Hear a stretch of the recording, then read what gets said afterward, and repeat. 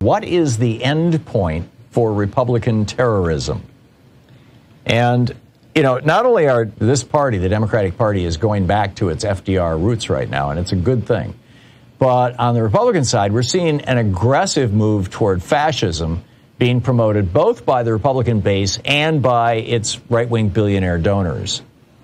And, you know, I think the most visible example of this is the Republican Party's inability or unwillingness to call out the white supremacy and the replacement theory advocates within their own, you know, within the party itself.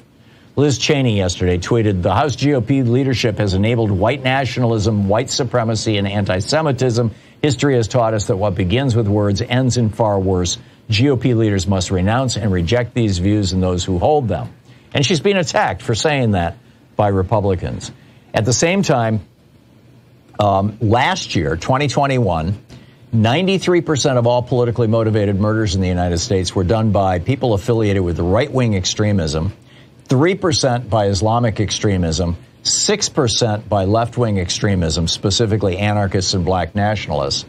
And I'm not even sure I'd call that left-wing, well, maybe extremism. But in any case, 91% of all the murders, politically motivated murders in the United States last year were committed by people affiliated with right-wing extremism. Over the past 10 years, according to the Anti-Defamation League, quote, of the 443 people killed at the hands of extremists over the 10-year period, 75% were killed by right-wing extremists. So how does this happen? I mean, we've got this whole replacement theory going, Tucker Carlson promoting it, Fox News promoting it, all that sort of thing. But there are really three things that are absolutely necessary for terrorism to grow in a nation.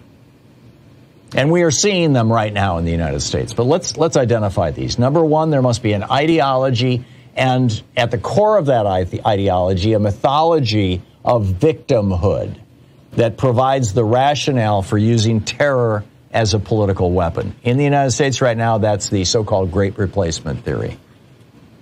Second, there has to be an evangelist community. Now, I'm not talking about evangelicals, although many of them fit this bill, but an evangelist community, that is to say, people who support and recruit new terrorists. There has to be a supportive community for these wannabe terrorists. And they're finding that right now on Fox News. They're finding it on Facebook. They're finding it on multiple well-known websites and gamer sites now. And those must be held accountable if we're going to do something about this, whether it be in the courts or whether it be in Congress, or most importantly, frankly, in the court of public opinion. They need to be, held up, identified, and publicly shamed. The third key to a successful terrorist program is to trigger individual terrorists without your fingerprints being all over it, without specifically, tying responsibility back to the movement. You're seeing this right now in the GOP, trying to pretend that this most recent terrorist killing had nothing to do with them. The law enforcement name for this is stochastic terrorism. Stochastic is a word that means random. But in the context of terrorism, as dictionary.com notes, quote, stochastic terrorism is the public demonization of a person or group resulting in the incitement of a violent act which is statistically probable but whose specifics cannot be predicted. Great example, Bill O'Reilly calling Dr. George Tiller, Dr. Tiller the baby killer. I believe it was over 30 times on Fox News, or in the neighborhood of 30 times. And sure enough, some lone wolf terrorist goes out and shoots Dr. Tiller. Well, he wasn't a lone wolf, as I mentioned yesterday. He had a whole support group behind him. The Buffalo terrorist, the same deal.